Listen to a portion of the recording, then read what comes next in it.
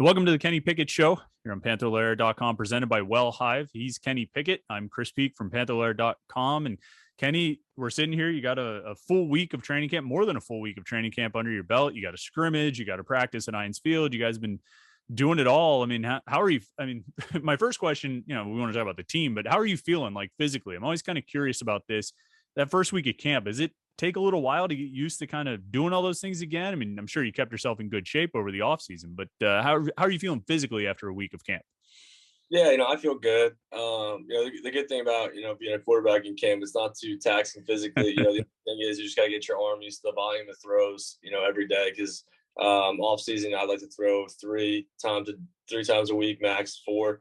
So when you bump it up to 6 and the amount of volume, it's a lot, but as long as I take care of my arm, my shoulder, it's been going pretty well. So I know coaches track almost everything. I mean, do they have not a pitch count like limiting it, but if I went to Mark Whipple's office or one of the GAs or something, do they have a number of how many passes you've thrown in camp so far? In terms of reps, like Skelly reps and team reps, yeah, that's all tracked. But what doesn't get tracked, I don't think, is like the one-on-ones, the routes on air, and all those add up after you string some days together. Coach Whip does a really good job though of keeping tabs of it and give me a period here or there off, just to manage my arm. Right. And so this is, your third year working with Mark Whipple. I'm sure early parts of camp, there's a lot of installation and that kind of thing. With so many returning guys back, you having a lot of experience with him, is there less of that this year? Are you guys able to move through it a little bit quicker maybe than in previous years, with sort of a feeling that everybody kind of knows what's going on?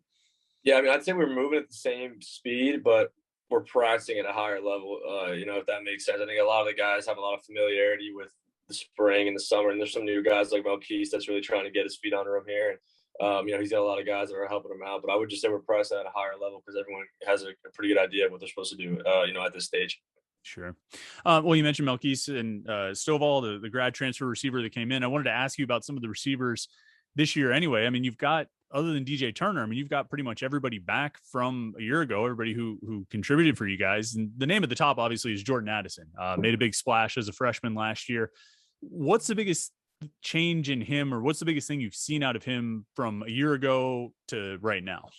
Yeah, I would just say understanding the whole offense where he can play multiple positions now instead of just being, pigeonholed in one. He's done a good job of really understanding, the two other wide receiver positions, and we're being a chance to, put him out there in some certain situations where, he can excel and really use his speed. So he's done a really good job of understanding the whole offense, and also, the defensive side. We watched a lot of film together.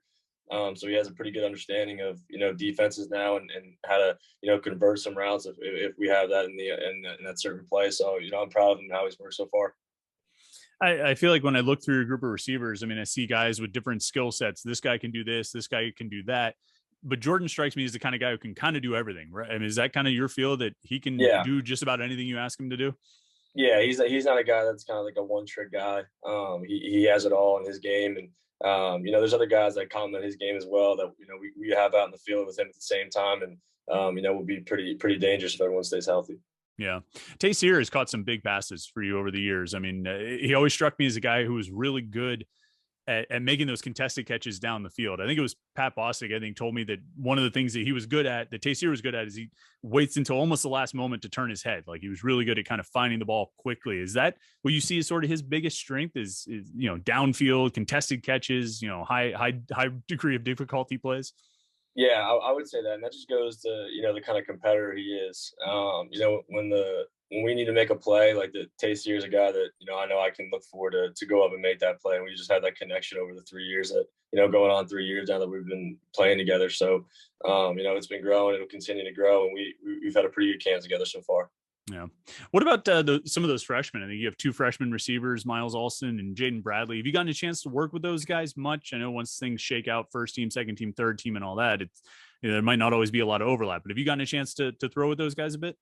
Yeah, I have, and I've been impressed with both of them. 2 guys that really came in, ready and wanted to compete, and really willing just to learn and put the time in. And they didn't miss any throwing sessions, they didn't miss any film sessions that I was having in the summer. That's the first kind of like test that I see. Okay, these guys are serious about wanting to come in here and compete, and if it's not their time this year because of how deep we are, their time will be coming here shortly, definitely. and we'll be in good hands moving forward. Mm-hmm. So, I mean, you talk about some of the depth, and I sort of skipped over a few guys that are upperclassmen coming back. I mean, Shockey and Jared Wayne, both guys have made some big plays for you guys over the years. Shockey is a senior now, which is kind of crazy. I mean, he came in a year after you, but it seems like the time has flown with him. I mean, I think there was the big catch against North Carolina 2 years ago. He had a big run against Penn State maybe in 2018. I mean, what do you kind of see in his game? What can he do for you, and what do you look for him to excel in, I guess? Yeah, I mean, he's just a guy like similar to Jordan, kind of does it all. And he did a good job of he wasn't that kind of guy when he came in. He was more of a deep ball guy, and as his career went, he did a really good job of becoming a full receiver and being able to do all the things that you need to do to be successful at this level. His main thing is just staying healthy. He's battled a lot of injuries, and he's a guy who he's really tough, so he wants to be out there. And we all love him for how hard he plays and everything. And I just really hope that he can have a healthy year and go out there and do what we expect him to do. I think when we look at the box score and the stats, we see all the pass attempts and we see all the catches. On the outside, we assume, oh man, this must be a really fun offense for quarterbacks and wide receivers.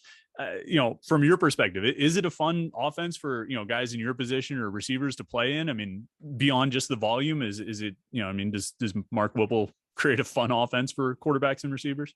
Yeah, it's definitely a lot of fun. I would say you could throw running backs in there too, because our running backs catch a lot of passes. And now with our tight ends, we never really, had a solidified tight end, but now you add Lucas in there. So I think everyone really enjoys, playing in this offense. And, the ball gets spread around and then we're throwing it around, and, we'll get the running game going too. So, we're going to have a lot of fun this year. How big of an impact can Lucas make? I mean, how much were you expecting from him last year and then having him back this year? I mean, how much can he kind of change and elevate what this offense does?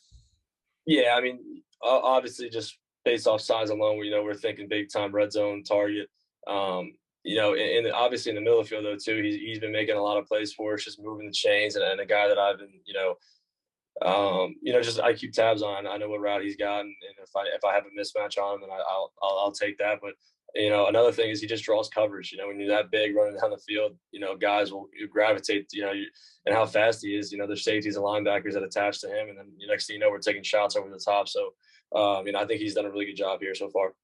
It seems, I mean, from my outside, non-educated view, that, like you just said, I mean, you got Lucas who could go to the middle of the field and draw a lot of attention there. And if that happens, that's going to leave Jordan or Taysier or somebody with some favorable situations. I mean, is that how you guys are sort of approaching this, that with this collection of weapons, this passing game, which has been pretty effective the last couple of years, should really be able to take even another step this season? Yeah, I think so. And adding all those pieces together, having everyone on the field at the same time, it's really opened up a lot of things in the offense that we haven't had in previous years. And, me and Coach, what we're kind of seeing, more opportunities present itself as, the more speed and size that we have on the field. So, we're continuing to learn that, and we'll be ready to go September 4th. Last one about the tight ends then, before we move on to some of the fan questions. You guys brought in like 3 freshman tight ends this year. I think 2 of them, Jake and Gavin, were here in the spring, and then Cole Mitchell joined this summer. That's like half your tight end roster right there as freshmen. Are those guys kind of in the mix? I mean, what are you seeing there? Yeah, I mean, Gavin was a guy who impressed really, a lot early on. Kind of, he can do it all, block and go out and run, and he's a lot faster than I anticipated coming into, and he works really hard. So, we've been really impressed with him. We'll definitely see some time this year. Ren is a really good athlete. I think he's new to the position, you could tell, and he's just really trying to get his feet under him here in his first year. And, I think after this season and maybe another season, he'll have, the IQ and the physical talents to go play, because, he's a really, really good athlete, and, we've been impressed with him too. And then Cole came in late. He just jumped out with his physicality. The first day of full pads, he turned some heads with how physical he was going after D ends and linebackers. So, I think we got a really good room there, and, he'll continue to get stronger. I saw Cole at Pitt's prospect camp in June, like right before they offered him, and he was like killing guys out there with like no pads on. I was like, oh Lord, when you put this guy in full pads. So that's carried over, that physicality. Yes. That was the first thing we all noticed. He was very physical out of the gate. So it's something we'll keep an eye on probably moving forward. Mm-hmm. All right. One of our segments every week, we take questions from the Pitt fans on Panther-Lair.com. It's always interesting to see what they come up with. And I like this question first off, because, you know, you're aware of who else is in the ACC, what other teams there are and teams you're going to play against, or even who else is out there in the conference. But STR61166 asked, which quarterback are you looking forward to matching up against the most this year? There's a few good quarterbacks on your schedule. Is there a couple of guys you're kind of like, yeah, it's going to be fun to have sort of a quarterback duel there? Yeah, I was thinking, there's a lot of them. But just all the guys I know personally, I'd say just from the Manning camp, I'd say Harrison Bailey at Tennessee. Spend some time with him. I'd say De'Aaron King. DJ at Clemson's obviously a great player. Sam Howell, UNC. And then Gunnar Holmberg was my roommate at the Manning camp too, so I'll get to see him. And obviously Carson Van Lins on Duke too, so that'll be a great game. Both of them. Yeah. There's definitely a good list of quarterbacks in this league. There really are. And, do you ever go into any, like a game like that? I mean, you're thinking about winning is the number one thing, but when you're going in a game against Sam Howell, or you're going in a game against Derek King, or you're going in a game against Clemson with their quarterbacks, are you ever thinking like, all right, I'm going to show that I kind of, my name should be on those lists too, top quarterbacks in the conference? I wouldn't say that. I mean, you just know that you got to go and perform at a high level because they're going to put up points, and we're going to put up points to win. It's like how we played against UCF with Dylan Gable and their offense and how explosive they were. We knew that we're going to have to put up some points to go get that win. So it's kind of like the same approach. You don't think really too much about that. I'm just like, you want to win, and you know that they're going to come with their best, so you got to come with yours. I think in that UCF game, I think Aaron Matthews had the highest quarterback rating in that one. So, I guess Aaron won the quarterback battle out of that game. Yeah, he outdueled me and Dylan. Yeah, not you and Dylan. All right, Butler Pitt fan says, when you look back over defenses you've faced in the ACC, what was the toughest one? And he says excluding Clemson. So I guess he's taken out that group. But what was the toughest defense you faced in the ACC over the last 4 years? Yeah, that's a really good question. I think, the Virginia Tech defense my freshman year had some really, really good talent, on that defense. The Edmonds brothers, and that was, I was a young kid trying to learn, college defenses, and having to go against those guys was tough. I'd say UVA junior year, they did some really good things schematically. They had Snowden, they had, Bryce Hall, some really good players there. Off the top of my head, I'd say those are the two that stand out. But there's been a lot. I mean, like you said, the Clemson defenses have been special over the years. Penn State my junior year had a lot of talent. That was obviously one of the a great game. Wish we could have come out with the win. But looking at that roster and what they did defensively, they had a lot of talent. I forget if we.